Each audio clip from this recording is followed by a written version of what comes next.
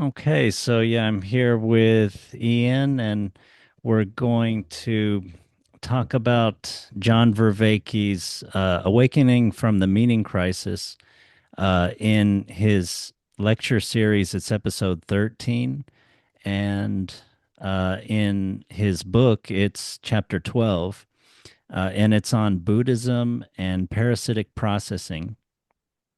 The basic thing is he's going to try to talk about what he thinks is a misunderstanding in the West of Buddhism and or real basic Buddhism, and what he thinks can be done about that, and kind of, yeah, linking it with cognitive science and explaining it with cognitive science and psychology, and sort of linking it with sort of his idea of Platonic anagoge or ascent, sort of like ascent from the cave in Plato's Republic.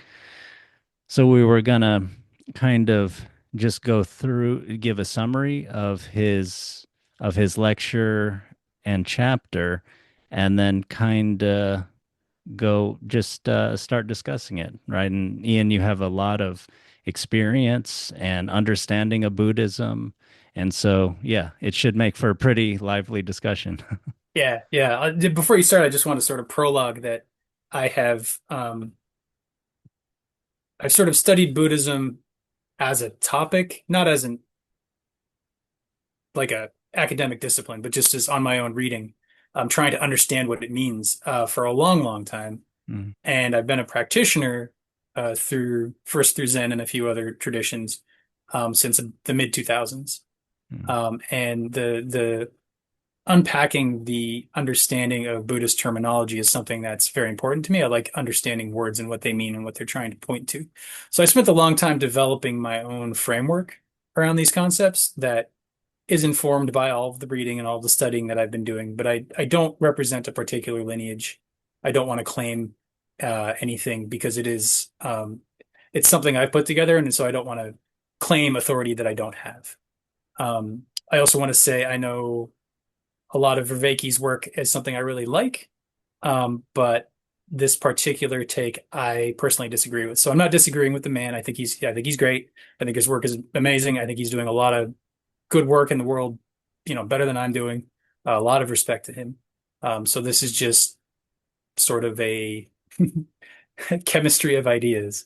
And same thing with Stephen Batchelor. I don't know much about Stephen Batchelor. I know he comes into it, so I don't mean anything against him or his work. I don't know anything about him other than this particular podcast that the Meaning Crisis episode that I listened to. So Yeah, thank you for saying that. Yeah, that I like that chemistry of ideas, and it sounds like we're just trying to be very responsible with these ideas and to understand them deeply, and to kind of expostulate them in the best way we can.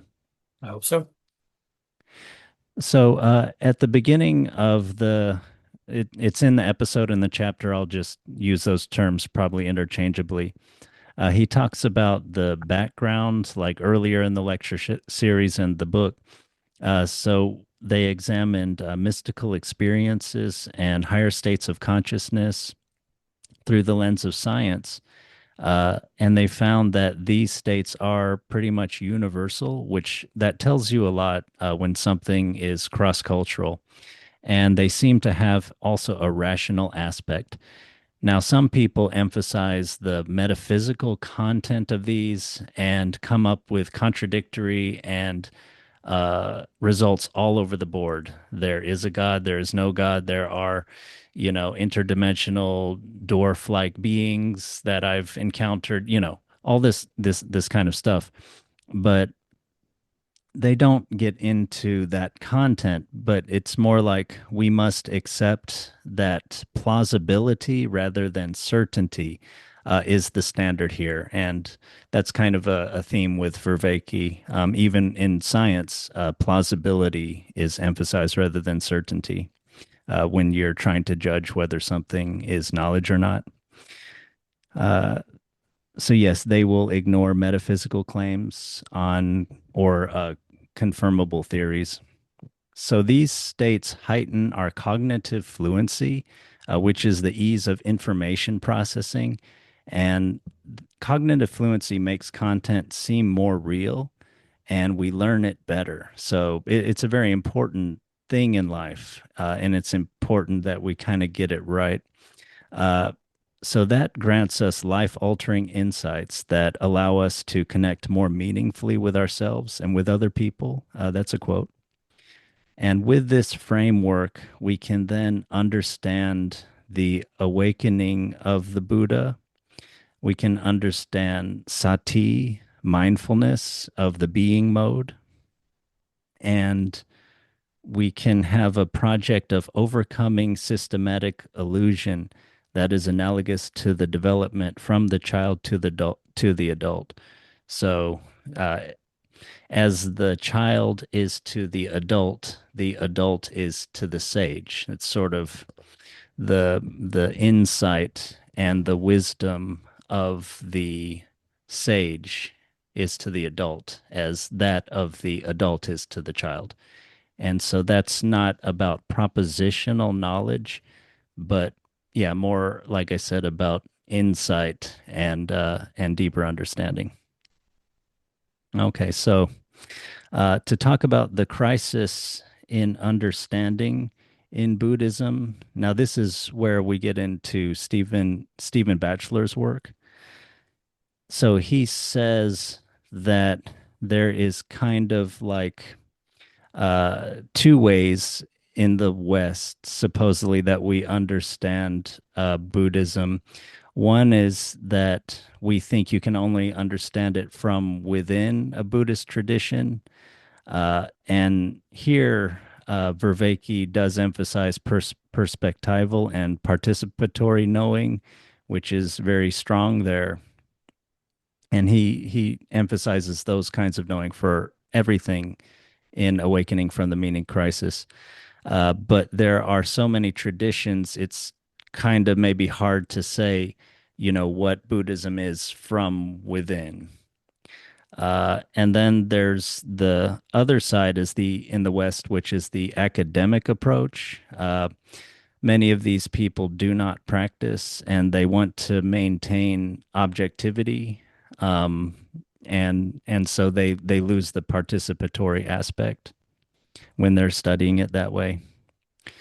And he says that this split is like the problem that Socrates faced between the sophists on the one hand and the natural philosophers, the proto scientists on the other. So the sophists had, they were sort of public speakers, uh, uh, practitioners of rhetoric that emphasized relevance of statements without concern for the truth, concern for the good. And the natural philosophers emphasized truth without relevance. They were trying to understand the natural world, sort of analogous to scientists now, scientists nowadays. But they didn't have a concern with what was relevant to human life and to developing wisdom. So, practicing Buddhism provides transformative relevance, and academic study searches for truth. Batchelor argues that we must overcome our biases so that Buddhism includes both aims. Nowadays, we tend to see both these approaches to Buddhism, like we do other things real and spiritual, as being about beliefs. And this is a point that Vervaeke kind of makes in general about other religions and everything, our misapprehension of maybe the best view of Christianity, too. So this is inherited from the post-Christian scientific enlightenment. Different kind of enlightenment, of course, than the Buddhist one. Uh, quote, breaking out of this reduction will be crucial for addressing the meaning crisis, unquote. So belief systems are attempts to create meaning, but they often fail because meaning occurs at lower levels. And so Batchelor says we must look at Buddhism existentially. So now this is basically Batchelor's kind of Buddhism is supposedly kind of trying to correct our idea of Buddhism in the West. So our understanding of Buddhism as a system of beliefs is not exactly wrong, but it's incomplete. And he tries to re reimagine or re-articulate the Four Noble Truths.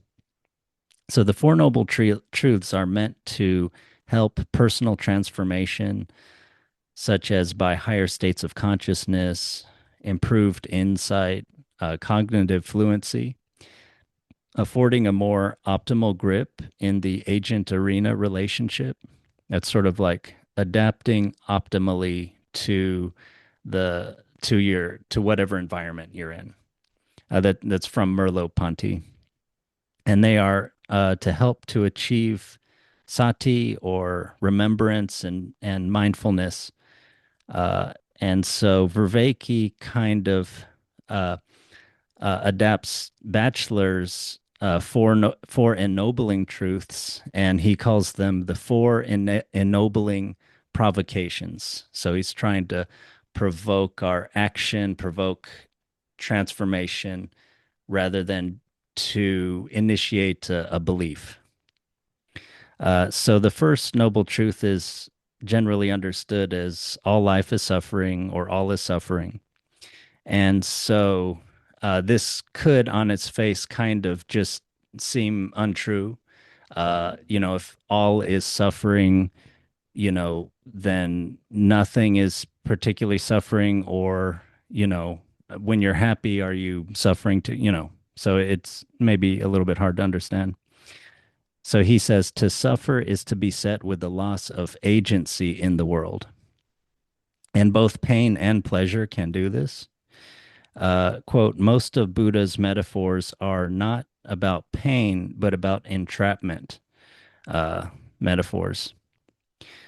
So Buddha described enlightenment not in terms of relief from pain, but in terms of freedom, which is the opposite of entrapment, of course. So instead of all is suffering, he proposes to sort of formulate it like your whole life is threatened with a loss of agency. So this is related to Vervaeke's general teaching of that which makes you adaptively intelligent also makes you vulnerable to foolishness. So, for example, uh, let's say you have an experience and you interpret it as bad, and that sensitizes you to that in the future. You anticipate that kind of thing happening again. And since we cannot process everything, we have to rely on heuristics, mental shortcuts. And so those things are good. They help us to process information because the amount of information in the environment available at any one time is infinite. We have to have some kind of shortcuts. Those are good, except when they're not, of course. So memories encode something of what it is like to be you in your experiences. And this is adaptive since your brain is always trying to fit you to your environment. One bad state can recall another. So you start to look for more of this kind of thing to happen. And then when it does, your belief is confirmed. And so you start to form this negative valuation in that of yourself or that particular something about that experience, and you're generalizing. And because of our heuristics, we misjudge probabilities all the time. Like famous example is that like we have an availability heuristic. So like it's easy to imagine a plane falling from the sky. And so we are much more afraid of dying in an airplane crash than we are of dying in a car on the way to the airport. But statistically, we're much more likely to be hurt in the second case. So moving on. Um, so dukkha is dukkha suffering is and parasitic processing and reciprocal narrowing. So heuristic judgments that we make all the time are emotional. They're not emotionally neutral. The brain projects a high probability of a negative event, and that produces anxiety that narrows and makes our framing more rigid. And then we have a lower ability to solve problems. You can see how this can happen in sort of a negative feedback loop, and you kind of come to some conclusion, something like I am doomed. Uh, Therefore, all of your life is threatened by dukkha. Um, the brain can get into all sorts of negative spirals like this. So he relates this to Dr. Lewis's model of addiction, which is not about chemicals. Uh, and his model of addiction is that it is a loss of agency through reciprocal narrowing. So, for example, you start taking a drug and you lose some of your cognitive flexibility, and the number of options in the world declines. As the options decline, the variability in your cognitive agency goes down. The world feels less accessible and scarcer, and you start to get more and more stuck inside yourself. There's a famous quote that sort of expresses this from C.S. Lewis is that the doors of hell are locked on the inside. So yeah, dukkha could be understood in that parasitic processing happens within, and then reciprocal narrowing happens without. So you do want your system to be self-organizing because you cannot do all things consciously. But that nature of being self-organizing and the other things that characterize our psychology also makes us prone to suffer. So the second noble truth is often understood, is typically kind of formulated as suffering is caused by desire. And Batchelor reformulates that as realize that you can recover your agency. How can you do that? If there is one of these downward spirals, there is therefore also an upward spiral, and that's anagoge. That's Platonic. That's a Platonic version of enlightenment. That's as he talks about in the Republic, an ascent out of the cave of illusions into understanding of the truth itself.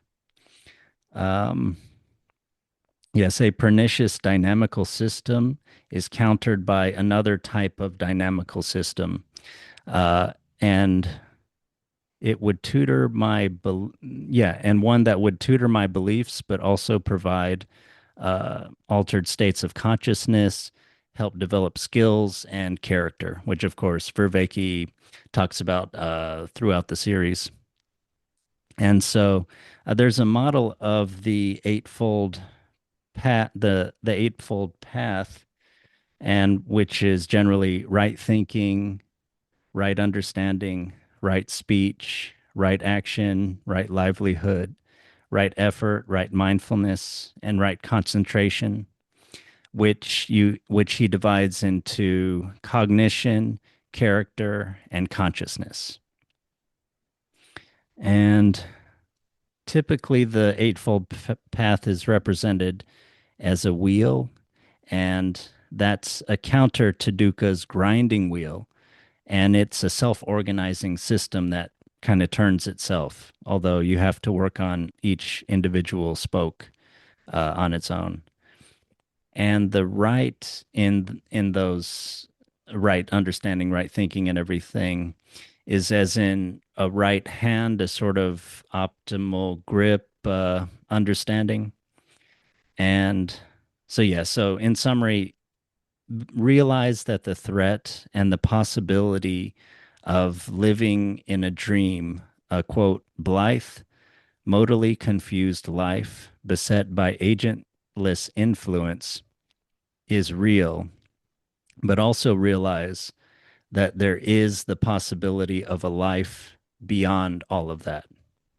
So that's kind of a real rough and ready kind of take on Vervaeke's take, along with Stephen Batchelor, of maybe Buddhism and sort of the misunderstanding of Buddhism in the West, as I understand it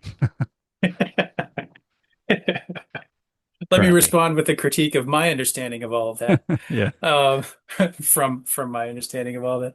I mean, I'm just not sure where to start, man. Like, um, what he's pointing to is a good thing. Like the finding a way to pop out of that narrowing spiral, um, finding agency, being, effective in turning your life around in a good direction, like developing character and skill and wisdom, like all of that's good stuff. And I don't think that Buddhism is against all of that, but so much of that does not spring from the way the Buddha taught that process.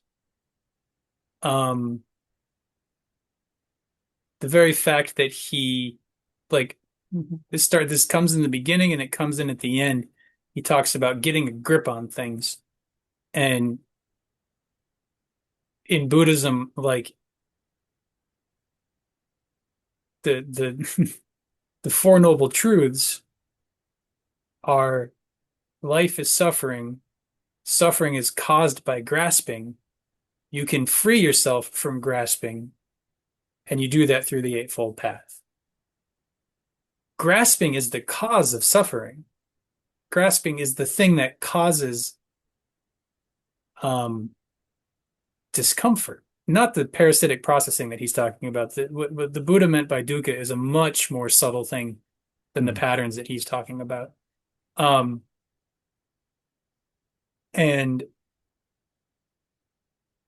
to say that the goal of practice is to have a better grip or a right-handed grip feels very much to miss the mark for me because, first of all, he holds up the right-handed grip as opposed to right concentration being like morally right, you know? And so he's like, well, it doesn't mean morally right. It means having a good grip on concentration or livelihood or whatever. And I would argue that the word right there is meant to be understood as sort of objectively correct and aligned with wisdom. It's not a grip. It's right like a straight line is right. It's right like the right way to go about something. It's not morally correct to lay a foundation before you build a house. And neither is it like gripping some concept correctly. It's just how you go about doing it. Hmm. There's no gripping. The There's no best way. yeah. There's no enforcement. I mean, I'm not even sure I quite understand what he means by right-handed grip there, but what if you're left-handed, you know? Um, but yeah, that was the whole idea of gripping was one of the things because in Buddhism, let's see if I can look this up really quick. I think I had saved some pages. In Buddhism, one of the things that I find really helpful is looking up the original sort of etymology of the oh, I didn't save that one. Shucks. The etymology of the original Pali words. So like dukkha is from the Pali.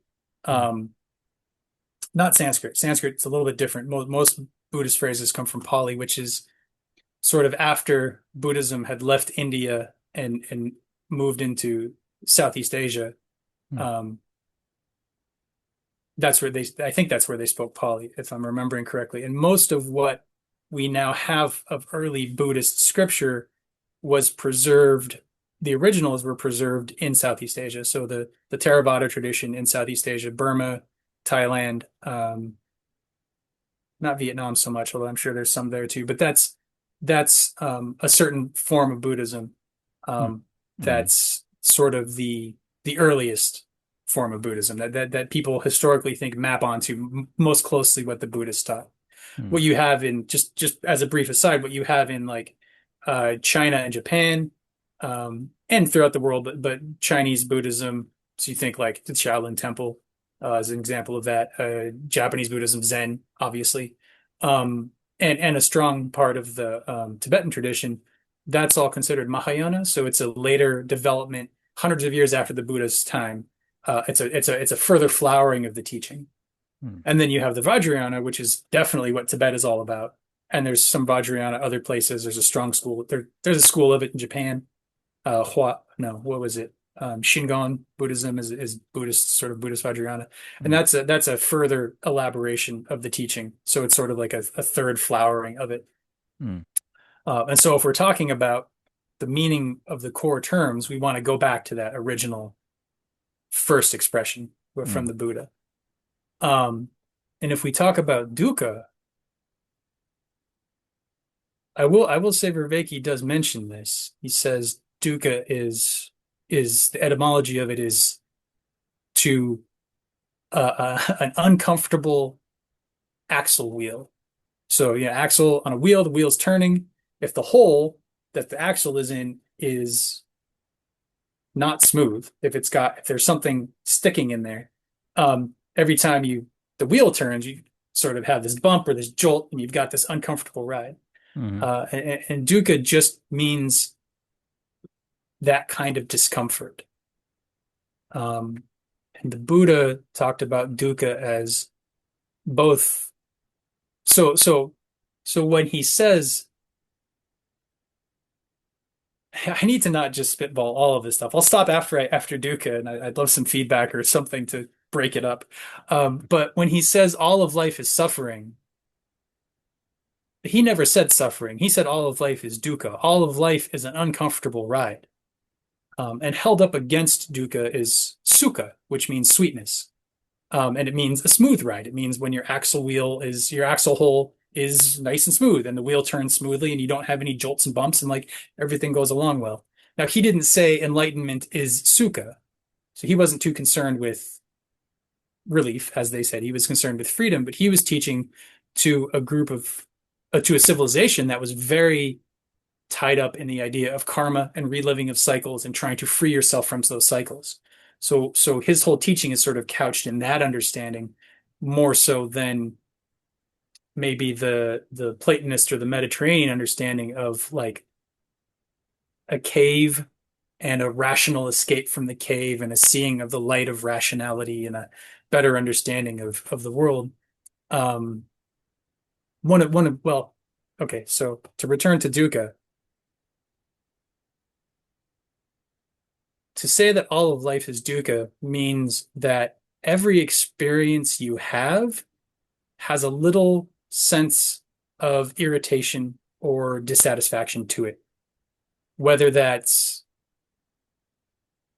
you know, your dog getting hit by a car or me sitting in this chair right now, my back's a little sore, or even just my foot's on the ground and I can feel the sensation of my foot on the ground. And that sensation coming into my foot is a little discomforting. Like it's disturbing my peace. It's pulling me into samsara. It's pulling me into taking some sort of an action. Oh, maybe I need to move my foot this way.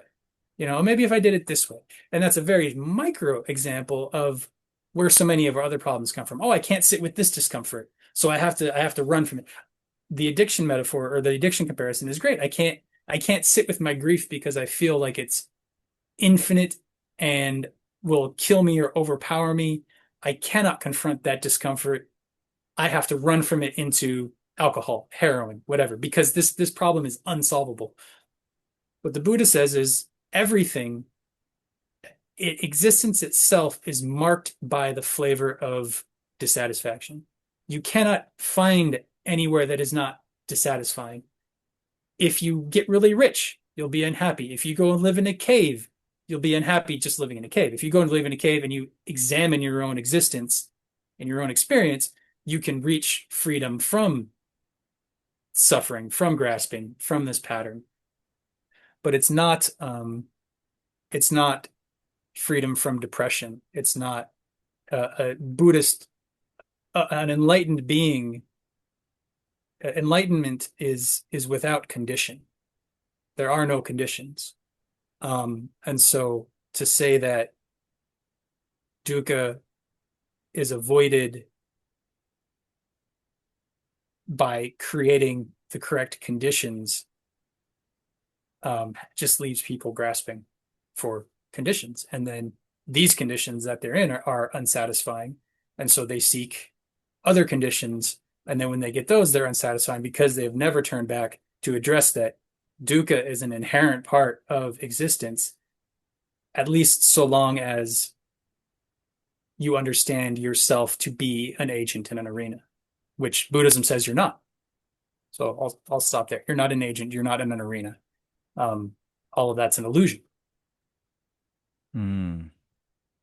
Yeah, that sounds good. That's interesting. So what you were saying about dukkha seems to kind of supports the sort of general understanding or translation of all is suffering. All is characterized by some type of uh, would you say, yeah, discomfort or something that is not sweet. And we we will very often want to run from that, run towards something else. We'll want to grasp the sweetness, we'll want to push away the discomfort in the foot or from grief or whatever it is. And we'll we'll seek for some other state. And that whole thing is kind of the problem. And that's, and that's the bumpy ride. We're getting different types of bumps and it's kind of, yeah, and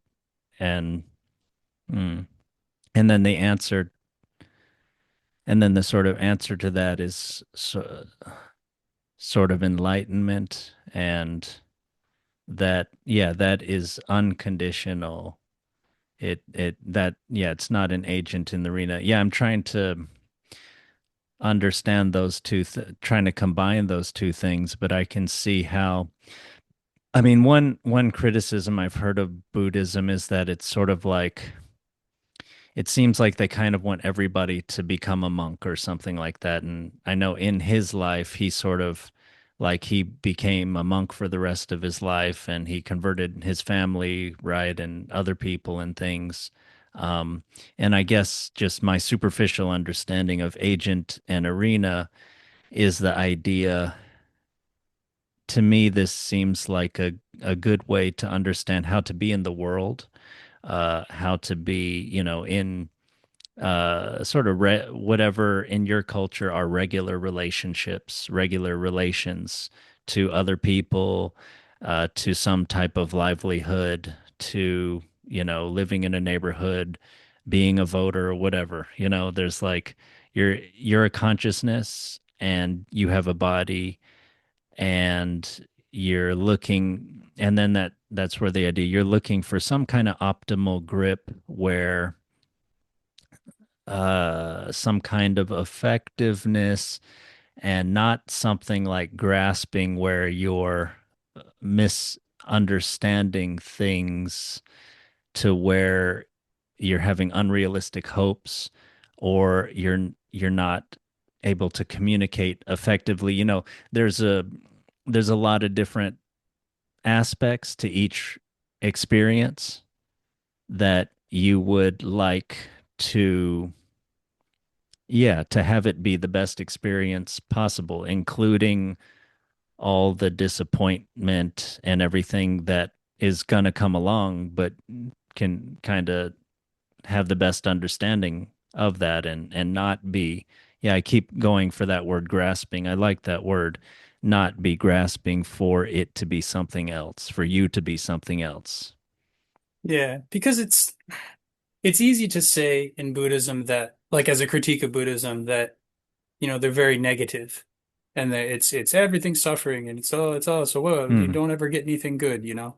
Um, can't you grab something and make life better for yourself? Like, what's wrong with that? Um, and what's wrong with that is only that when we get the thing we've been grasping after, we forget that we thought we were supposed to be happy, and we start grasping for something else. And that's the cycle that you're trapped in. And when it comes to the Buddha, I I believe one way to word his solution to that is to look at the experience that you unconsciously label as myself. So it's the thing that you're just sort of like, yeah, that's me. That's me. What is that? Because because if we want a thing, say say we want the neighbor, we want to get the neighborhood together because somebody's having problems. Um, or yeah, I guess we'll go with that. So well, hmm, Should we this may make it not a be the best specific segue. problem or? Yeah. Do you have one? Oh, I can just think of like, can you think of like noise complaints or fireworks or something like that? Dog barking. I don't know. It's common Yeah. things. So so so in that moment, let's say a dog barking. That's a pretty good one. Um, so let's say there's a dog barking outside and it's barking and it's barking, and the owners aren't paying any attention to the dog. Most of us, myself included, will respond to that. There's this barking. I'm trying to do what I'm trying to do, and the barking's causing some dukkha. I'm trying to write something for my newsletter or whatever. I'm trying to have a conversation with my wife, and the dog won't stop barking. And so there's this rubbing right there. There's this rubbing. So we can get up and we can go and we can yell, "Shut your fucking dog up." We all know that doesn't quite work, but it's an expression. And that's the expression is, I am irritated by this dog and you need to do something about it. And that's not entirely wrong, right? Like dogs ideally are happier when they're trained, and people who own animals should care and train for their animals so that it creates a more harmonious thing. But if you go over and you talk to them and you're like, why don't you take care of your dogs? What's wrong with you? They're gonna say, well, fuck you, it's my dog. And there's gonna be this argument there. Mhm. There's a reason that most times people are just like, well, I guess I'll just sit here and let the dog bark. Nothing you can do about it. You know, all of that is based on a limited view of, there is this stimulus happening over here that is causing irritation here. I don't know how to deal with this irritation. I can't sit with it. I can't, this dukkha is having me grasp for quiet, and I have to create quiet, and I have to go out from this place of irritation to attend to this thing. And if I understand Vervaeke, what he's saying, it's sort of like, well, you want to get better at doing that. Um, find more skillful and wise ways of doing that. And you do that through thinking about it, you do that through examining it, you do that through like, well, okay, so if I'm this person, what does it mean? And you sort of run through all of that. In Buddhism, the path is not one of, I have this problem, how do I think my way through it? How do I have a better grasp of the situation? It says, if you look at the experience of the one who is irritated,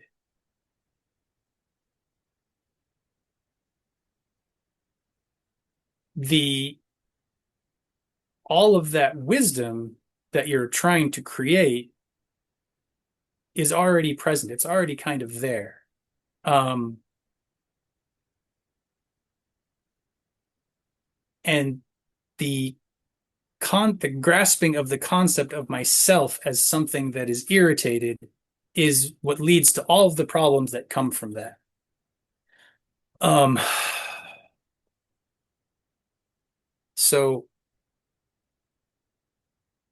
the route to wisdom is through examination of um, the self concept, the way that we view ourselves, the sort of unquestioned labeling of our experience as this is mine or this is not mine. And it is famously the Buddha, well, I don't know about famously, but the Buddha was once asked um, whether or not there is a self. And he taught that all phenomena are anatta, which means no inherently abiding self. Everything is dependent, everything, including what we think of as ourself, me, is dependent on conditions, is just arising in this moment, um, and has has nothing inherently true or real about it separate from all of these conditions, and the conditions are changing all the time. And what we want is not to create a perfect self, but we want to have a right relationship with these conditions. Yeah, that sounds right to me. So it's a question of looking at the self concept very deeply in meditation and learning about it and seeing what is true and what is not true, what is permanent and what is not permanent, Hmm. and learning to differentiate between experiencer and experienced at a finer and a finer and a finer level. Because what the Buddha says is that ultimately there is no experiencer. There is no self that is having an experience. It is simply awareness being aware. It's not even that. It's so hard because you can't really put it into words. It's something that through repeated investigations reveals itself to you. Mm. And I can't, I suppose that's enlightenment. I can't make the claim that I understand that, but I Mm. know the direction in which it points. Mm. And what I hear in that, I've never talked to Vervaeke about it, but what I hear in this particular recording of the class, um, on the podcast app is not that. It's not a refinement of the view of the self. It's a understanding of suffering and an engagement with suffering as an agent in an arena and learning to act with wisdom and clarity. And Buddhism says the arena is an illusion. This life is a bubble on the stream. It's going to pop. It's a rainbow in the sky. It's insubstantial. There's nothing to it. And that's the view. That's the teaching. This isn't a belief that you have to say, oh, I believe this and therefore I'm a Buddhist. It's like, no, we're telling you this is the case. And you have to discover that for yourself. Mm. So they're saying it's a scientific fact, if we were going to Mm. put it in Western language. It's a scientific fact that the world you experience is insubstantial, is a soap bubble. It's a scientific fact that the thing you think of as yourself is simply a conglomeration. It's a skanda was the original term for it. It's a Mm. it's a whirlwind. It's a nothingness that has gathered all of this stuff around it and is swirling, and we take that to be a thing, and it's just a lot of independently arising temporary things that are arising and passing away, arising and passing away. Some of them stick around for a long time. Some of them we don't know how to relate to. Some of them are grasped onto that causes suffering because they're going to go away. But Mm. we still try and create these things. And the development of wisdom in a Buddhist context is the refinement of that view until, especially in the Mahayana, they say that form is emptiness. Uh, what there's I was going to bring in the thing form, conception, discrimination, awareness, and perception. So form being like a solid thing, and that could even just be a solid concept, you Mm. know. Discrimination being this is good, this is bad. this is inherently good, this is inherently Mm. bad. No, that's just something that's arising. Um, Perception, oh, I am perceiving that light up there as a thing. That perception, that's an illusion. That's just something we've created out of data that's flowing through us. Um, and then even awareness is supposedly empty of anything inherent, is just a flow. Um, and not a flow state, not a state that a higher state that we achieve, but actual reality, the way it actually is flowing all of the time. And the fact that we think it isn't is something to be undone, not something to be overcome and gotten to something better than. Mm. So it's a returning to sort of your original nature. In Zen, they talk about the face you had before you were born as sort of an example of that, you know. Mm. Um, I think again, that's a koan, so a Mm. little above my pay grade, but I do Mm. think that for me that points to the idea that Mm. um, the thing that I think of as myself is really a very persistent illusion that I often suffer from. Mm. Um, in the same way, so another Buddhist teaching story that I think is Theravadan, as I think is very early Buddhism, is the story of a man who wakes up at night in his hut and he looks over and he thinks he sees a snake and he freaks out and he runs out of the hut. He doesn't want to deal with the snake. The snake's going to bite me. He runs out of the hut and he spends the whole night, out in the forest in the cold. Um, and in the morning the sun comes up and he comes back in. He's like looking around and he sees that it was a rope. It wasn't a snake. It was a rope. And he's like, oh my God, I got all scared. I got all scared about this rope.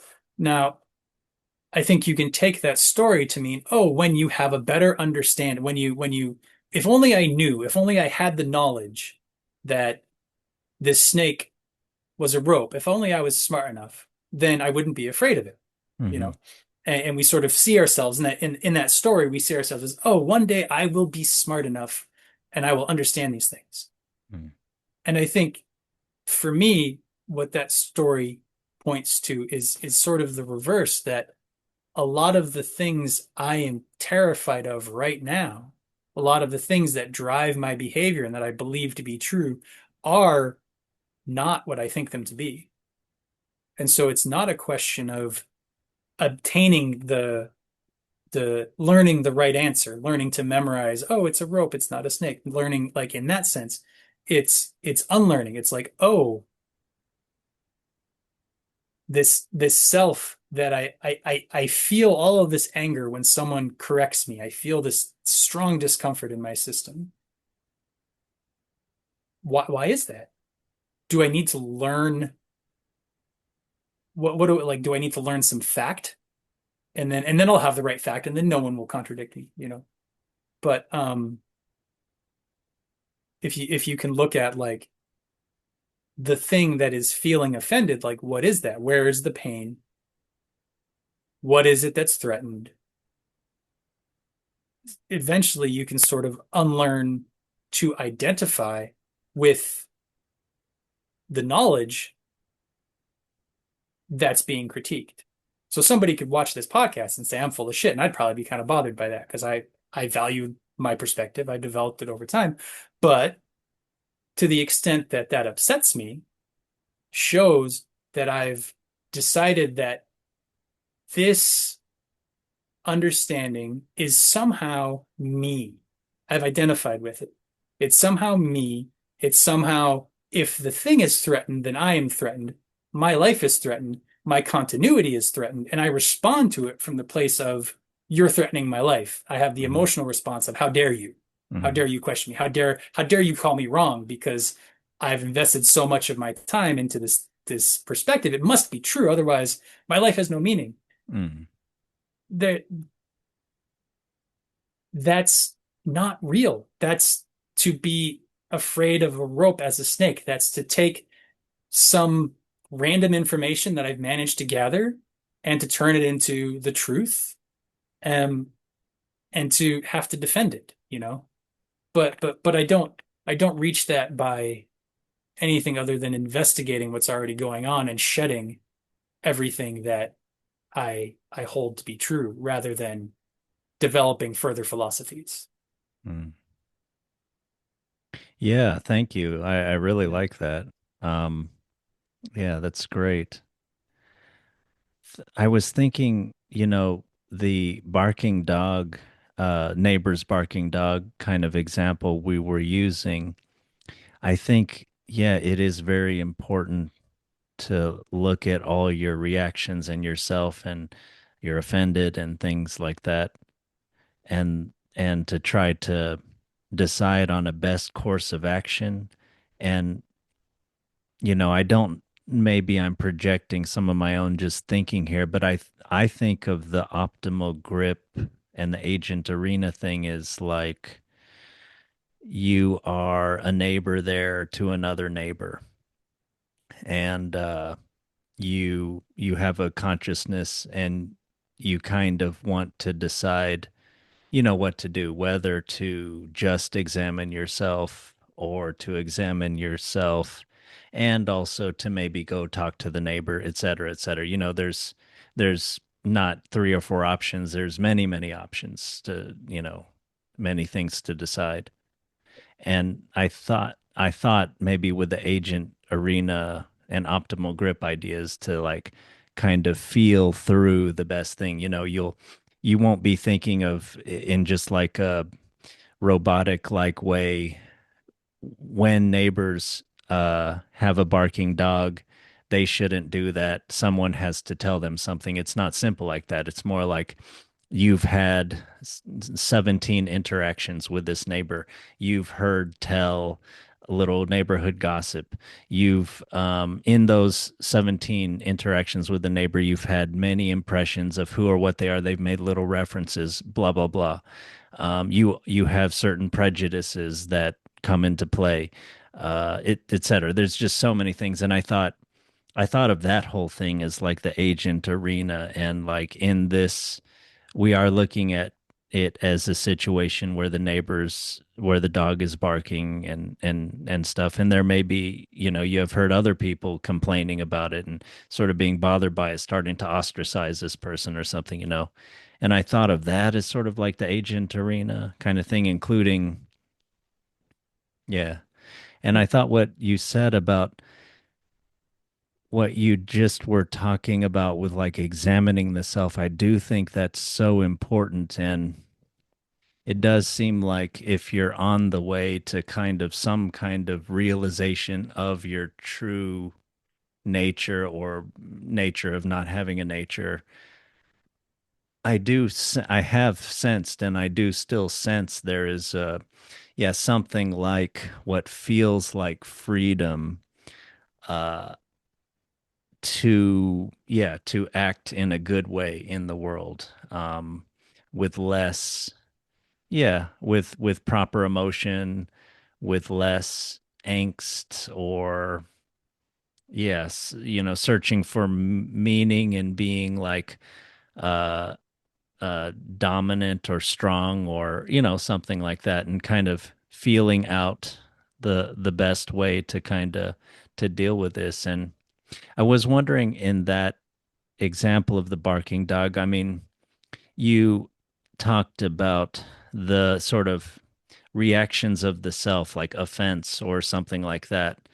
Um, but on a basic physics level, isn't there also just certain things that, you know, that are better that we should address? Like if you can have like if you could figure out a way and it did work to go talk to the neighbor, and you started having a little better relationship with them, and maybe helping them to be a little more, have a better attitude, and to know better how to deal with a dog. And you're not having, when you're trying to do other things, you're not having the input of the barking dog. Or I was thinking we could make the example like, I mean, someone is hitting your car every time they park, or and they're eventually, I mean, we could say someone is hitting your body or something, and they're just like disturbing your ability to be a better person in the world. And if you could get rid of that, you can think of it in terms of disease. I mean, it's maybe good in most cases to, if I can, uh, in a fairly non-obtrusive way, to get rid of the disease rather than go through life with a diseased body. It's maybe better to be healthy. And obviously not in all cases, and you don't want to dedicate your life to the health of the body. Of course, I'm not saying something like that, Mhm. Mhm. but yeah, what do you think about all that? I mean, I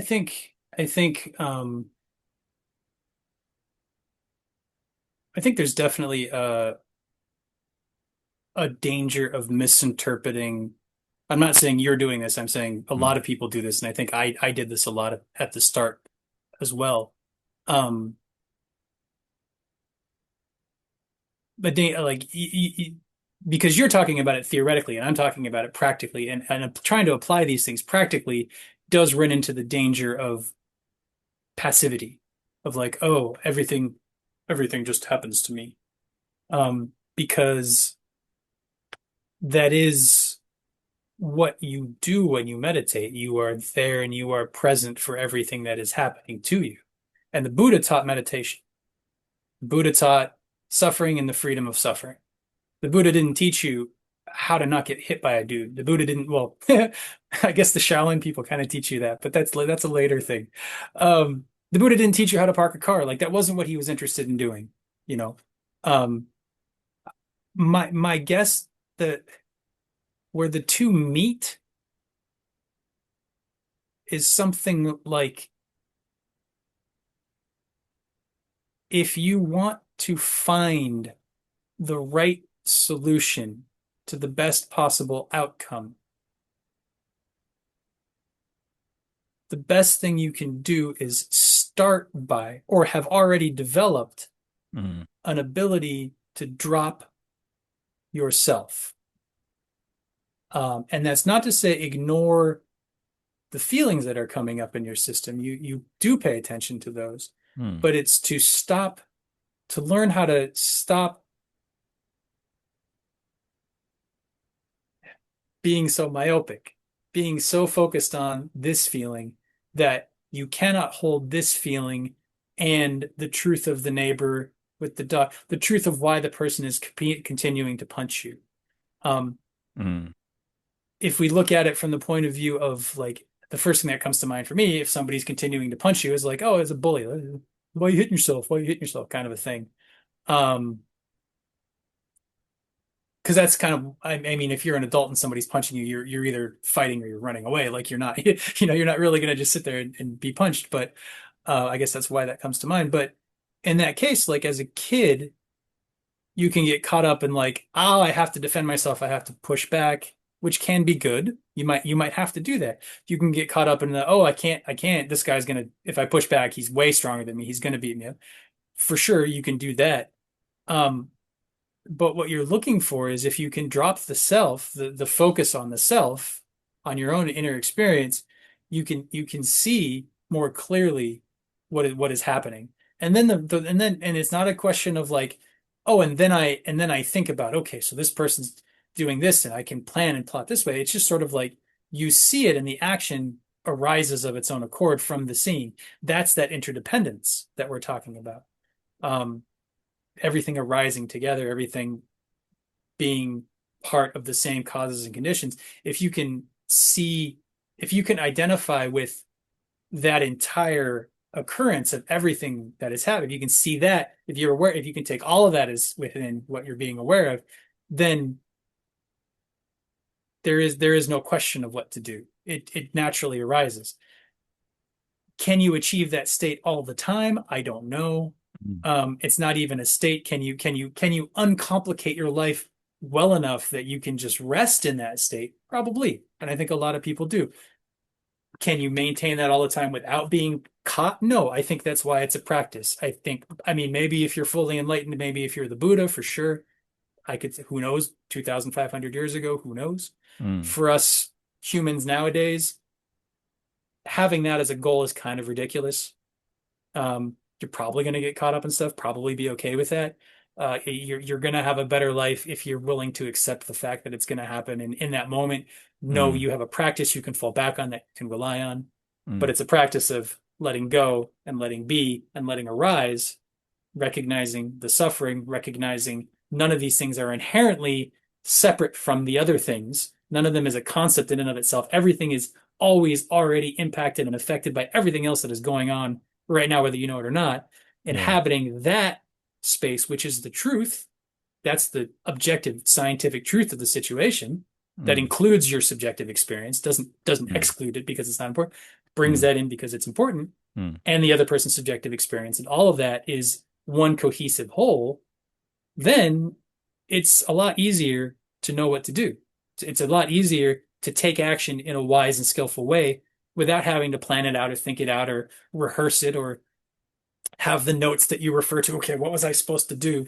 Because that's a focusing on a thing. That's creating another thing that's going to beat this thing when none of them are things at all, really. And if you can inhabit the space where none of them are really things, everything's then you're already at a place where everything's a lot smoother.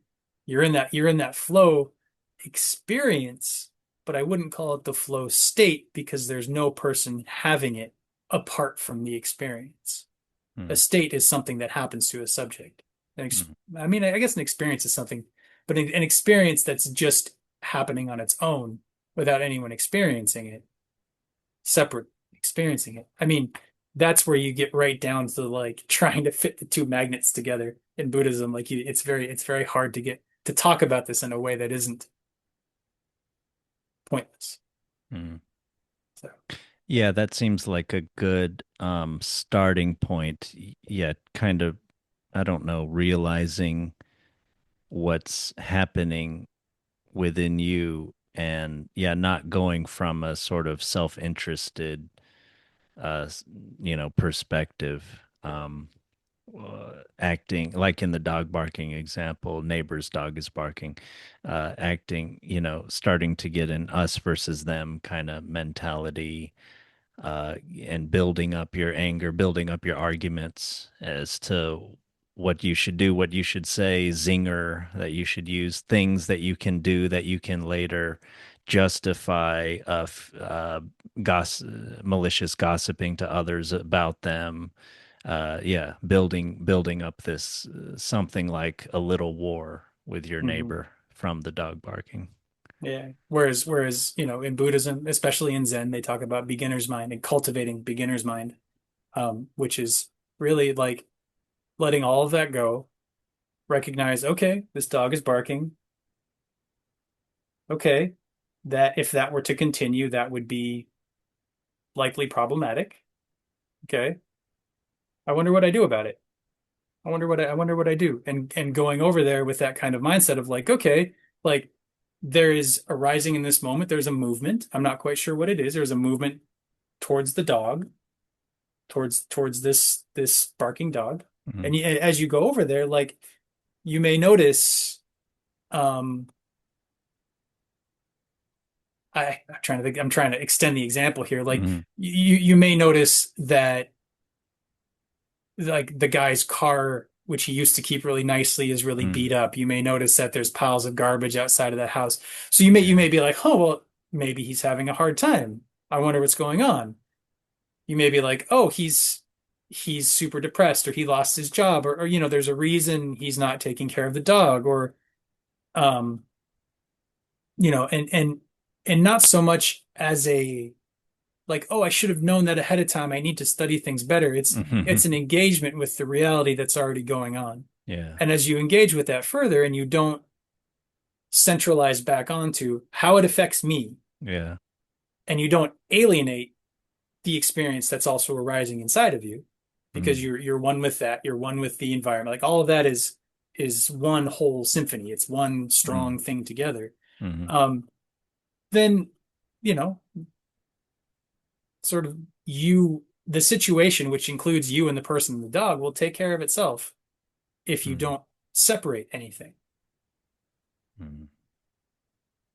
Yeah. Yeah. I really like that kind of idea of the beginner's mind. I was even thinking of like the sound of the dog barking. I mean, is, you could even not, it sounds kind of, I have a perception, it sounds kind of stupid the way I'm going to say it, but it's like it's just it's you can hear the sound itself and kind of just hear it, and even without kind of labeling it as a dog barking. I mean, it is literally this animal making this noise, but and like kind of just listening to it, and maybe you're separating out your irritation from the sound itself. And in beginner's mind, just like thinking also, maybe like a child's perception, like some things that children say make you sometimes, I don't know if you say prick up your ears or you notice it, because yeah, they're perceiving it in a totally different way than you, without the built up conceptions that you have, and the built up conceptions, reactions, and you're ready to act on it. You're starting to look at it, if not fully, as a thing, an object, technology to use or discard or have attitudes about or categorize and blah blah blah. But children will sometimes, yeah, view it in a different way, and something like that, yeah, seems very, very useful. This whole conversation, I was thinking of an example I read in a book called Mastery by, I think, Leonard Schlein, something like that. He's like an Aikido master. I think he's like Western, but he lived in Japan for a long time. And he talks about being, maybe, I don't know what era this was, excuse me, but being on the subway in Tokyo, and there was this, it was at night, I guess, and this young, big, drunk guy came on, and he was harassing people and kind of making people scared and offended and everything. And the author at that time was practicing martial arts a lot, and he was like ready to like beat him up, or at least take him down and everything, kind of getting ready for that. And then this like old man was like come here, like come over here, come sit down over here, and like totally not angry, not just totally friendly, just nice, just totally. This reminds me of dialectical behavioral therapy, of like oh god, I'm going to forget the term now, I haven't worked in that field for a while, but it's basically like ignoring the story that is building up emotionally, and just like changing the story completely, like you cut off the page, and you're writing a new story now with the same elements. um but and that's what the old man was doing. He's like, come here, come sit down, just totally friendly, totally nice, like like he's just a nice person, he just wants to come sit, and just started chatting with him. I don't know if he started saying, I can't remember what he said, like, so maybe something about you look like my grandson or blah blah blah, but he just totally ignored the supposedly appropriate response of fear and anger, and and of course, caveat, I'm not saying if this guy has had a gun or a knife, or he was literally beating the crap out of someone, or that you just totally ignore that or something. Let's I hope we can always caveat things with common sense in our conversations. I mean, we don't, it goes out on the internet, so, but Yeah. I mean, we always got to cover it a little bit, but I think it's fair to say. Yeah. Yeah. and yeah, I was just honestly, I'm just so inspired by that example. I kind of hope I could someday be a little bit, be maybe a lot like, but at least a little bit like that old man, and have that, just the seeing through the drunken aggression to like the human being that's maybe lonely, or whatever. Yeah. Yeah. And I think because that is very beginner's mind. It's just being in the situation without the preconceived notions of drunk man, without the preconceived notions of violence, without the preconceived notions of like, oh, I need to cower. I need to, it's like all of that's a heuristic, I guess. Those are all heuristics from what I understand from the Vervaeke thing. It's not a term that I'm familiar with. They're all strategies we've created as shortcuts so we don't have to think about everything. Yeah. Um, and I think that something I something that's not included in that story that I think is an important part of the equation, which no complaint. It's hard. You can't include everything in the story. It's not saying the story is problematic. It's a great Hmm. story. Hmm. But to further develop it is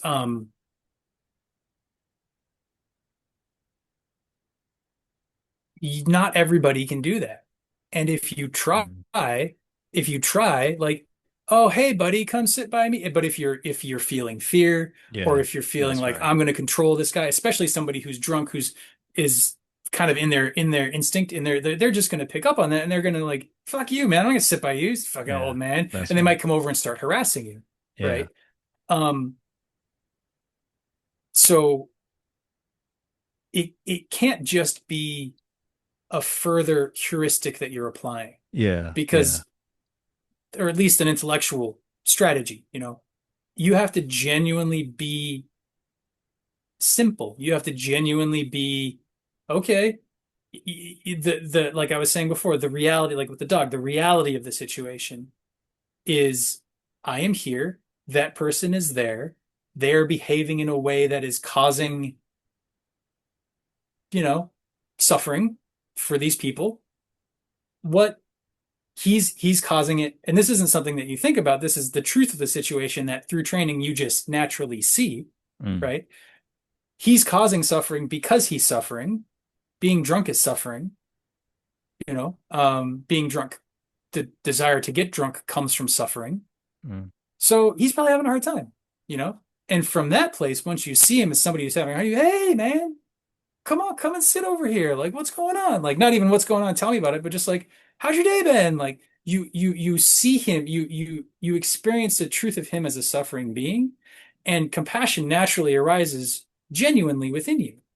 That's just part of the interdependent arising, everything being interdependent, everything arising together. When you see the truth of the suffering, compassion will interdependently arise to meet the suffering. That's the nature of reality. You just have to be there to allow it to unfold. And the development of that over time is to my mind, that's wisdom. It's from the Tao Te Ching. They say in normal learning, every day you add something new, and in the way of the Tao, every day you let go of something that you no longer mm, need. It's a mm, return to that simplicity. mm, Um, and even though Taoism isn't Buddhism, um, most of the Mahayana filtered through China is heavily influenced by Taoism. mm, You could almost say that you have Theravadan Buddhism as Buddhism, and Chinese Buddhism Chan, and Japanese Buddhism Zen, and most other Buddhism is Buddhism mixed with Taoism. mm, Because it came into China through a couple of different ways and mm. developed there. Um, which actually brings me into a whole other thing that I want to talk about, but I don't want to switch subjects yet. So maybe remind me of that later, of the traveling of Buddhism and what it means to be a Buddhist, and my complaints about the sort of myopic practitioner and scholar who won't touch the practice, uh, sort of, I would call it a straw man argument that they throw up against Buddhism. So we can talk about that later, but if you have anything to say about the man on the train and the drunken guy and the beginner's mind and all of that, like, I do want to stay focused on that first. Oh, okay. Yeah, just a little bit. I'm still thinking, I'm still trying to understand this idea of optimal grip, but yeah, it's good that you mentioned that. Yeah, you have to kind of be that guy. You have to feel it. You cannot try to, you've heard about this story and that now you're in a similar type of situation and you're not feeling it, and then you just try to act it out. Like, I mean, yeah, you do have to kind of to feel it, and it's hard to say how but you kind of know it. And some of it is a little confidence that's built over time. I think this sort of the Aristotelian character building, maybe like that old man has probably been in that is not the first time he has been in a sort of dangerous, stressful situation with wild human beings. He would have, you know, experienced it and reflected on it and everything, and sort of maybe he was that young man at some point, or had a friend that was like that, or it's etc.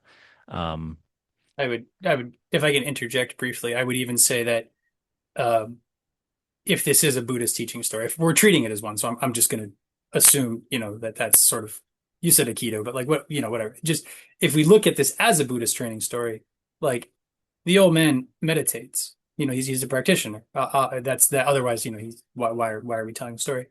And when you meditate, your own aggression presents itself and you become intimately familiar with your own aggression, your own lust, your own ignorance, your own desire, your own pain, your own suffering. You no longer try to escape it. And because you are intimately familiar with it in yourself, when you see it in other people, it doesn't trigger anything because you're already comfortable with it in here.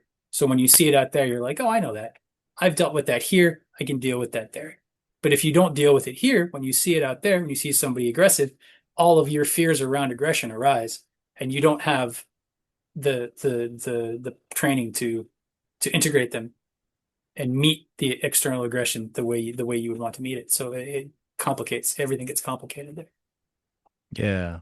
Yeah, that sounds good. Yeah.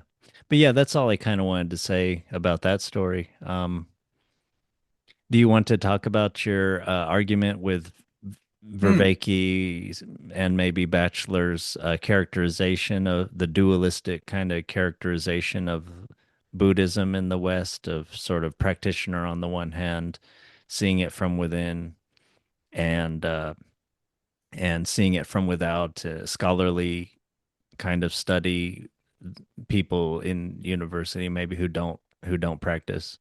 Yeah. Yeah, yeah. So that was like one of the initial points made in the podcast. And I was trying to listen to the podcast and like make breakfast and eat breakfast one day. And I was like, oh, I can't, I have to take notes. This is I don't understand this. This doesn't make sense to me because, if he's holding them up as sort of metaphors, I can kind of understand it, but there isn't anyone who, how do I say this?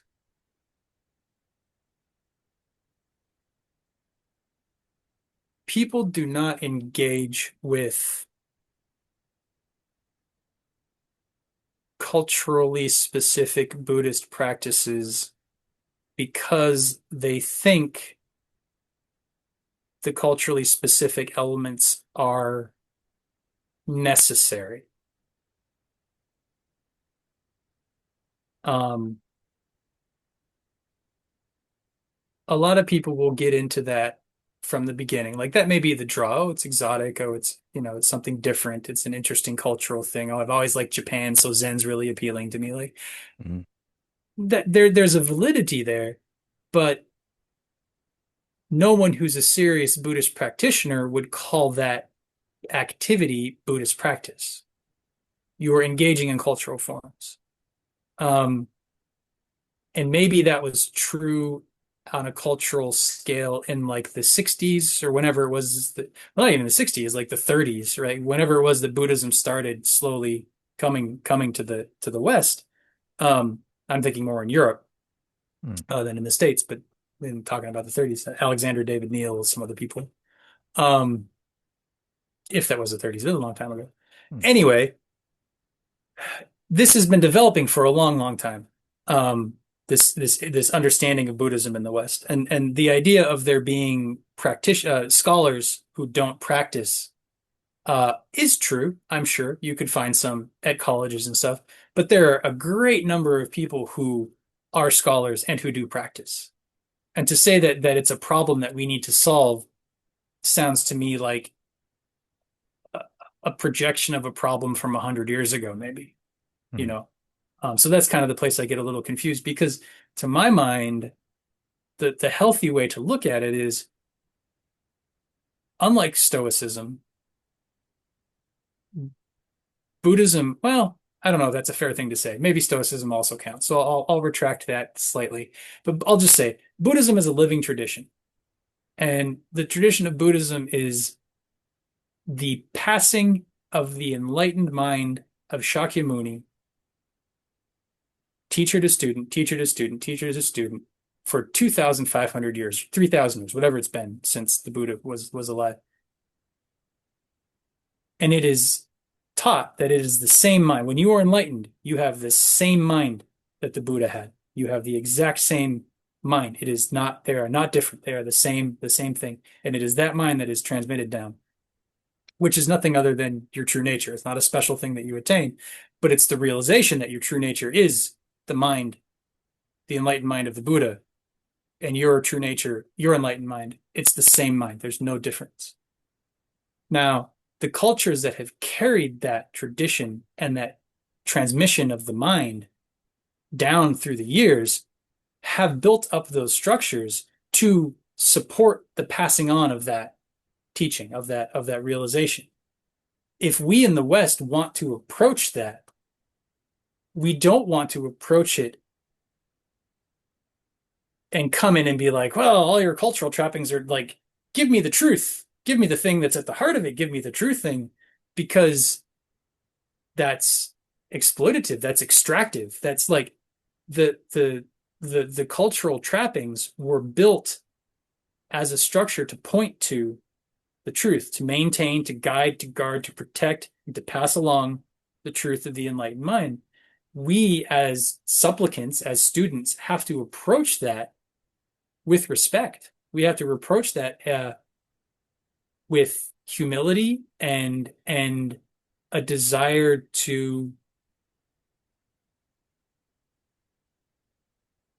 respect the work that has gone in through generations after generations after generations of teachers to develop this form, and to Mm. understand that like we are honored to enter into this thing that has been maintained for thousands of years. Mm. Now, upon entering into it, meeting it, meeting the culture that has done us the honor of holding it as a living tradition for us to enter, entering into it, understanding it, it will inform us and we will inform it as Westerners, as Europeans, or whatever you want to call it. Over the next few generations and generations and generations, there will arise out of that a truly enlightened Western Buddhism that can incorporate philosophia, that can incorporate scientific study, that can incorporate the Enlightenment. um, I really liked when you pointed that out earlier. That's funny.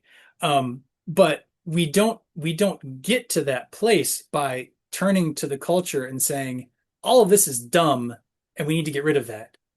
And we don't study things. We just adhere to the core, the essence of the teaching, and that's the only real thing that matters. It's very dismissive, and I think it's trying to rush the process of developing a genuinely Western Buddhism because of an inability to sit with the discomfort of how long this is going to fucking take. It's going to be, I mean, I don't know how long it was before Buddhism went to China, but it wasn't overnight, and it will, if the Dharma, the Buddhist Dharma, lands in the West and flourishes, it will be because the Dharma met the West and the West said yes to the Dharma, not because the West met the Dharma and only took the parts it liked and went off and ran away with them. Mm-hmm. That's not going to last. That's not what kept Buddhism alive for 3,000 years. Mm. We have to be humble and honor these traditions the way they're brought to us and enter into them as best as we can and let them, like I said, then there's a germination that happens. Then we become more Zen, we become more Theravadan, and Theravada becomes more us. And you see this happening. You see this happening. I mean, so many Western teachers nowadays are looking at, and so many Eastern guys from Tibet are looking at like how does meditation, what's their scanning brains, they're writing in English, the Dharma, I would say, is alive and flourishing. That's kind of why I find this to be a straw man argument, because if you look at the field of engaged Buddhism and scholarly Buddhism and the practicing lineage of Buddhism, you see a lot of people doing a lot of good work already having integrated these two things well beyond the, well, we can't do this and we can't do this. It's like, no, Mhm. you need to do both, and people have been, and there's something growing out of that, and it's a beautiful thing. And none of it has to do with belief. No Buddhist, no real Buddhist Mhm. is ever going to ask you to believe anything. And in fact, I'm pretty sure that's straight from the Buddha. Like, don't believe what I'm saying. Try it for yourself. And if it's true, yeah, Mhm. it's the Kalama Sutra, I think. Do not believe what I'm saying. Only try it out for yourself and live off of your own experiences. Mhm. So that the to call it a belief is to kind of ignore. I mean, which speaks more to the West and our understanding of religion and spirituality and science and internality and spirituality and all of that. So it's not a wrong critique to make, but it's not a critique inherent in Buddhism, you know? Yeah. Yeah, all that makes sense to me. I like the picture you painted of there being a natural, gradual, full of vitality process happening. And yeah, there's an evolution there. There's a spreading, it's mixing, it seemed like everything you said, it's kind of this picture of natural growth of this, religion or philosophy or way of life, or, however we want to say it. I mean, with our Western ideas of religion and philosophy being separate, it's Yeah. I mean, you can even call it a science. There are people that call it a science, science of the right, mind, yeah. So yeah, Yeah, I like that. And yeah, I was, as you were talking, I was trying to think of maybe what, just from what, reading this, I could say, reading the Vervaeke and the Vervaeke's take on Bachelor, I could say, but I didn't feel like I really had a good response to all to from them. I mean, mm, you mentioned that certainly some people that study Buddhism that don't practice it, and I could see how that could be like kind of a problem. But besides that, you mentioned a lot of places where the West is mixing with Buddhism, and both are learning and both are practicing, and people are changing. People are presumably kind of yeah, becoming better people, and I don't yeah, and it yeah. So basically, you're saying Buddhism is happening in the West, and it is not.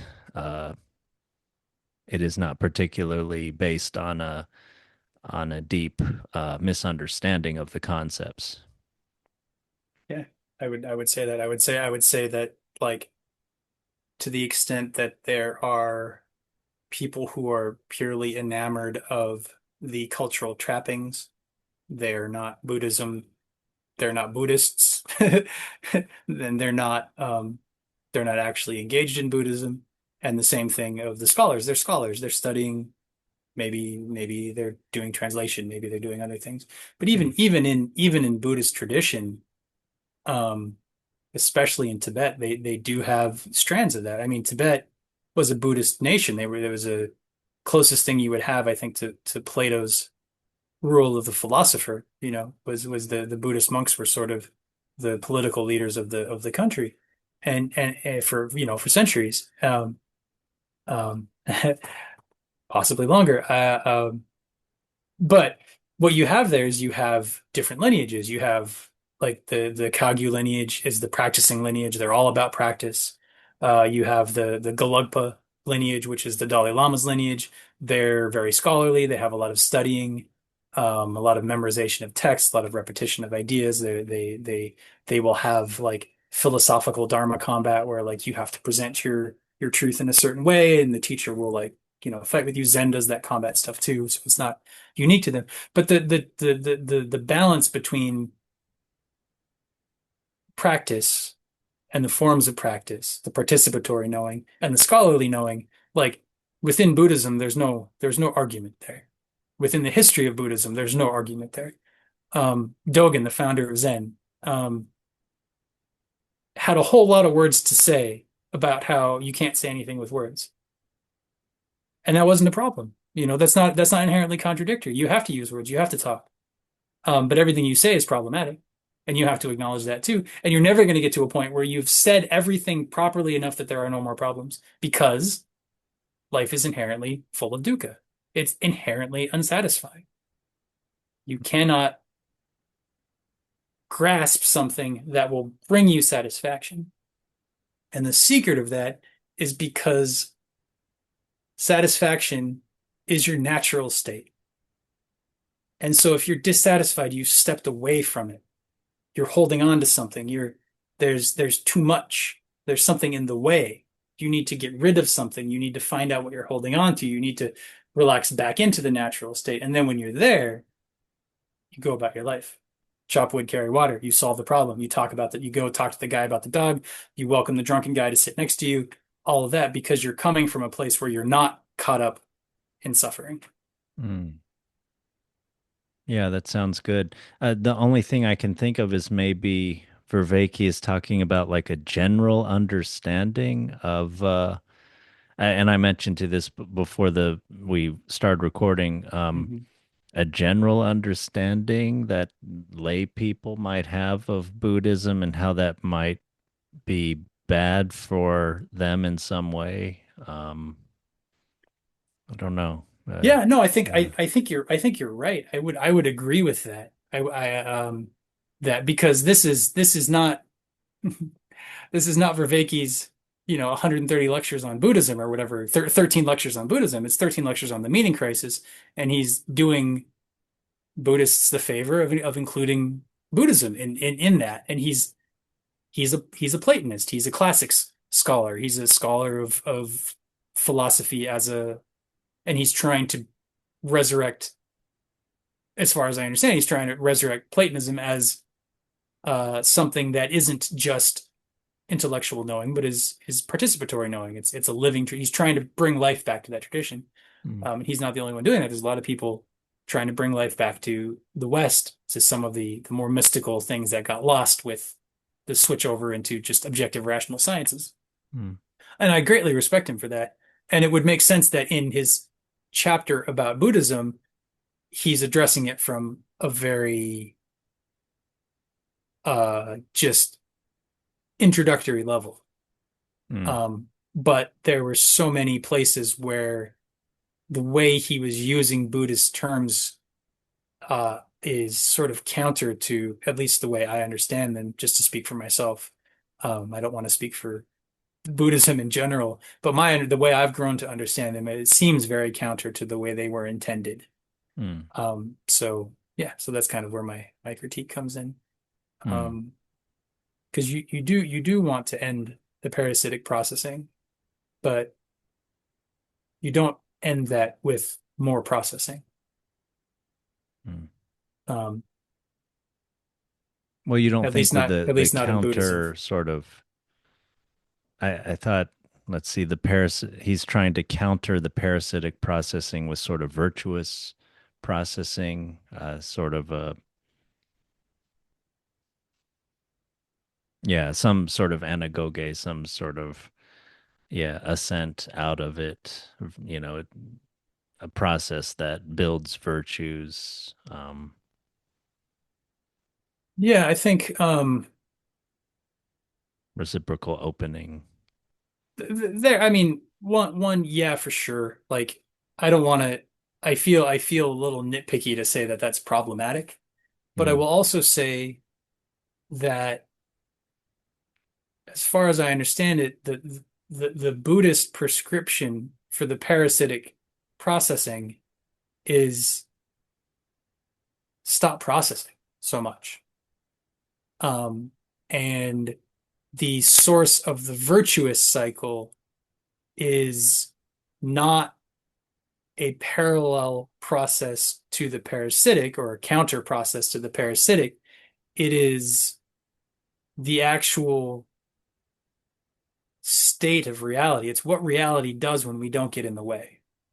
And the fact that there's any kind of a problem or any kind of suffering or any kind of parasitic processing, it's because we're already processing too much. We're doing too much. We need to sort of step back. So the Buddhist metaphor, this is something I really like. Because I don't hear a lot of people talking about it. I may have come up with it myself. I'm sure I didn't. I'll explain in a second because it's not people will be confused by that right away. Uh, because clearly I didn't come up with this. But the sort of metaphor, the poetic metaphor used in Buddhism for that process is the lotus flower, is the lotus plant, right? So it starts to understand Buddhism through the teaching metaphor of the lotus plant. It starts in the muck, in the dirt, at the bottom of the lake. And so if we're going to develop this virtuous cycle, our first material that we look at is our suffering. It's the mud, it's the dirt, it's the parasitic processing. We don't get rid of it. We look at it. We take it, and then out of that will grow the stem of the lotus plant, and it'll grow up and up and up from that darkness. It'll from rooted in that darkness, not in refusing that darkness, but rooted in it.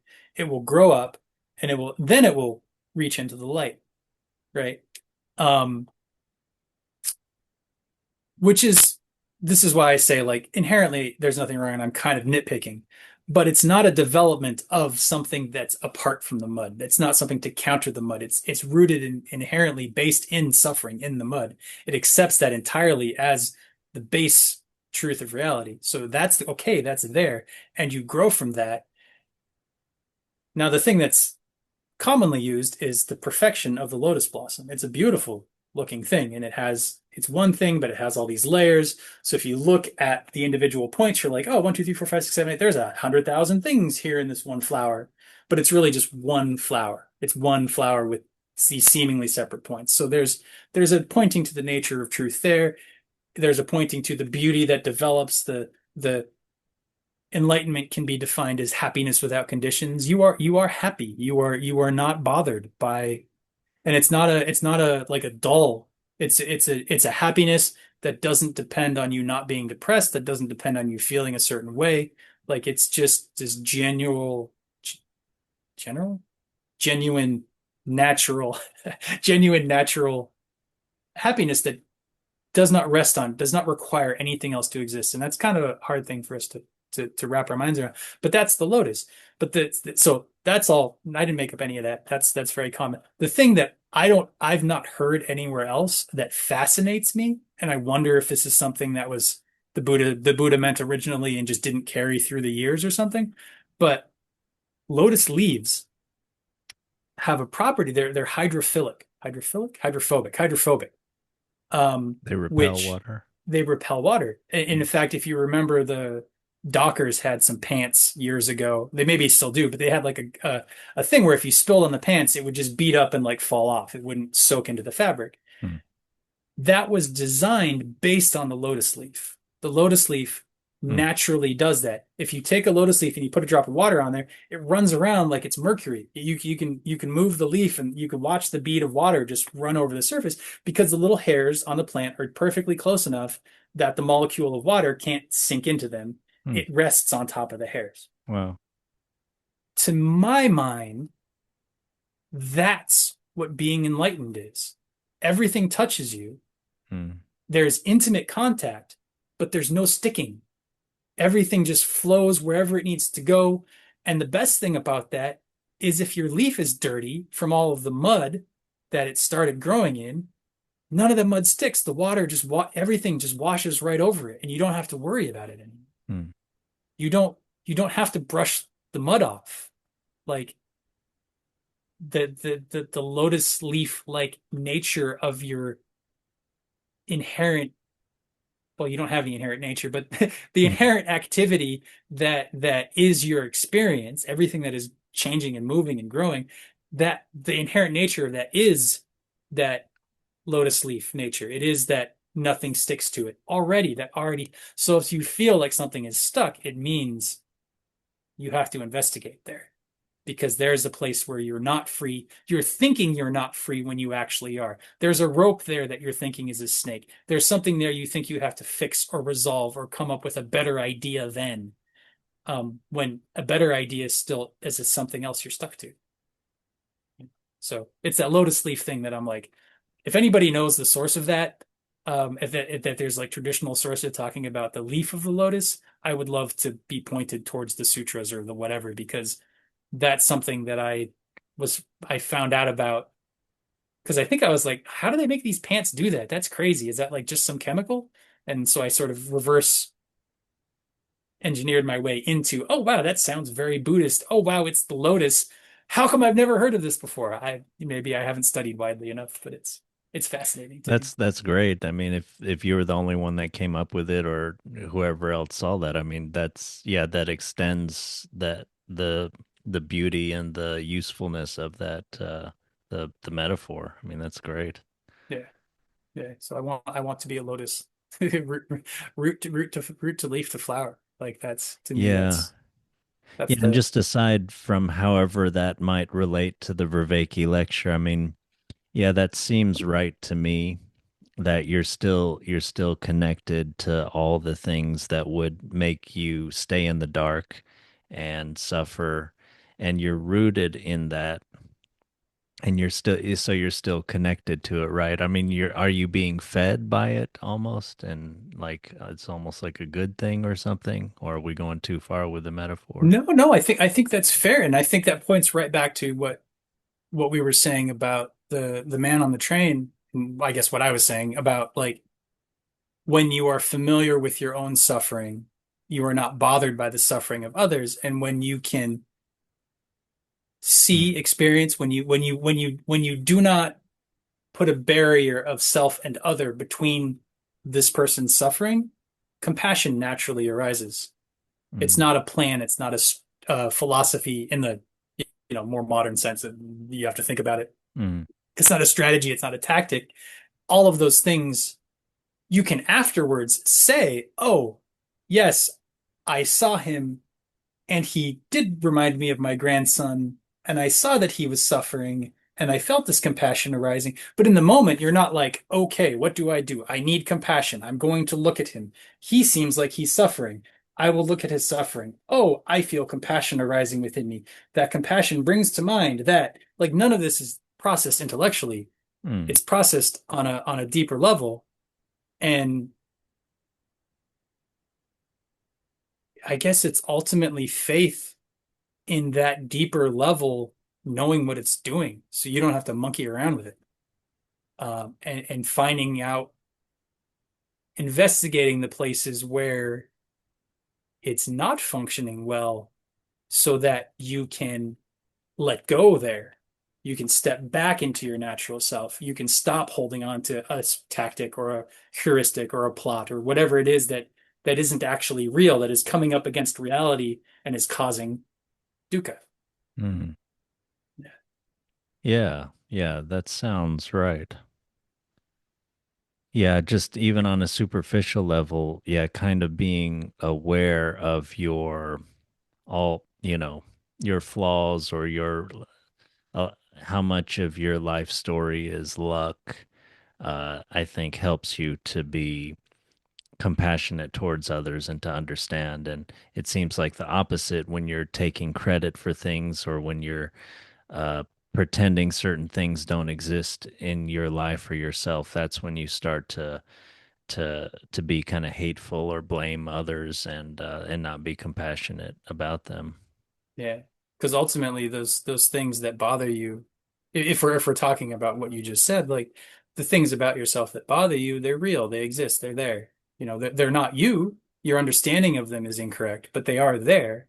And so to say, well, they're not there, then they have to exist somewhere. Then we get into psychology, they get projected onto other people. We attack the other people, we make it their fault. And if we just get rid of those people, then our problem won't exist anymore, except the problem is we get rid of them and the problem is still there. So then we have to go find somebody else to get rid of. When ultimately it's, if you can accept the truth of this unpleasant fact about yourself, which is a kind of suffering, a kind of dukkha, you don't have to project it on anybody else, but you can also examine it closely. You can examine your relationship to it experientially, subjectively in the moment. Mm, You can feel what is going on. You can feel it as an experience that's running into your awareness, and you can get curious about where what is actually happening there.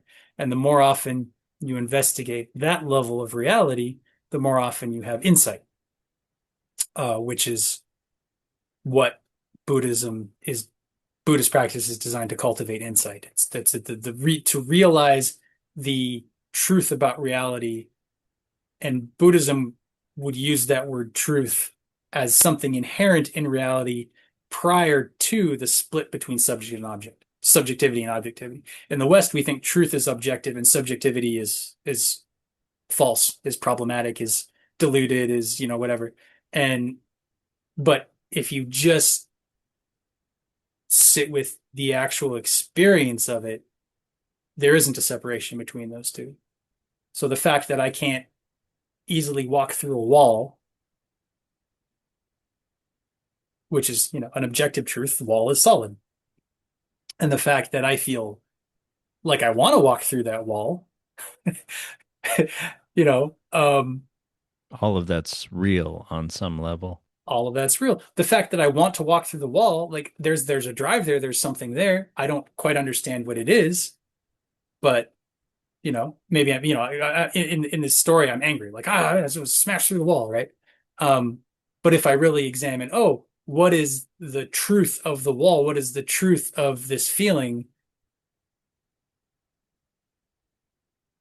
I almost want to say, and this is kind of ridiculous, but I almost want to say, if I were to genuinely uncover a truth in me that I genuinely wanted to walk through that wall, maybe I could, you know, like, I don't think that's true. I don't think I would ever have that desire.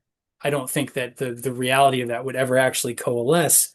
But I think that to the extent that maybe in some new age writings they talk about that kind of a thing, I think of it, whether the person writing it means it this way or not, I still think it's a good pointer because it reminds us that the things that we are feeling, the things that we label as subjective still have an effect on the world. And we discount that to our detriment. And I would say that that's the root of the meaning crisis. We've forgotten that subjectivity is real, that it has an effect on our life, and therefore all of the things that because meaning is subjective. There is no objective meaning. You can't you have to have an experience that it's applying to. So if you're trying to solve a meaning crisis, you have to bring that subjective in, but the subjective is a problem because of the reason we ran to the objectivity as a scientific truth is because subjective truth is very, very complicated. And the only way you resolve that is through the letting go of these things and the retreat and the not retreating, but the sinking back into your natural state rather than continuing to try and develop strategies and tactics and intellectual concepts about what's going on.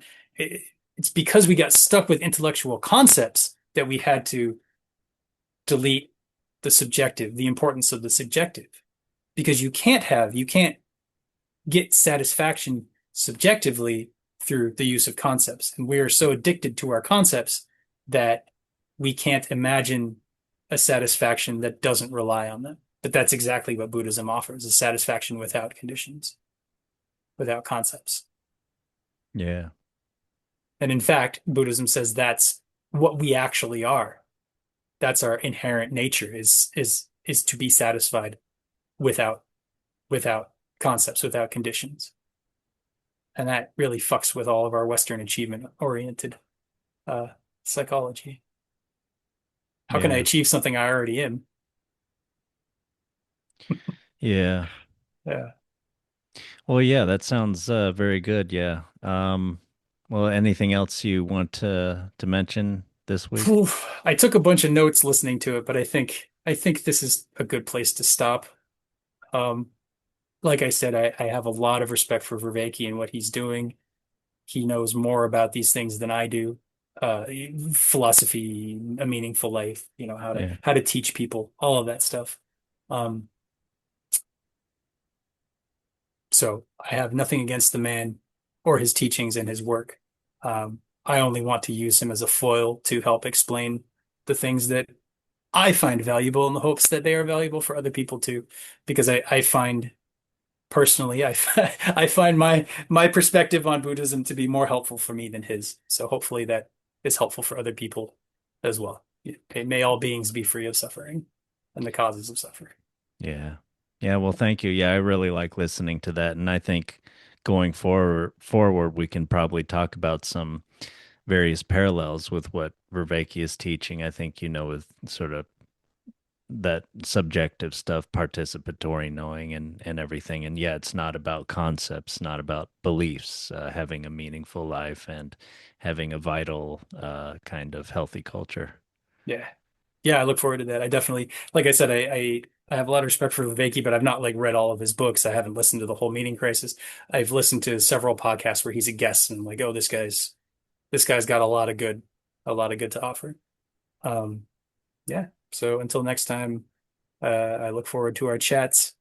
I'm going to be, although at this point, I guess it doesn't matter because this isn't live, but regardless, this Sunday I'm publishing a piece on my Substack um, about dukkha and about anatta. So it's two of the three marks of existence, and how I think that they relate and how we can you use the concepts to free ourselves from suffering, from suffering. So at the time anybody's listening to this, go check out thekindknife.com or the kind knife on Substack and look for the one. Unless I change it, it's going to be titled "Grasping at Empty Straws." So Hey, sounds very good. Yeah, cool, look forward to that. cool. Thanks, man.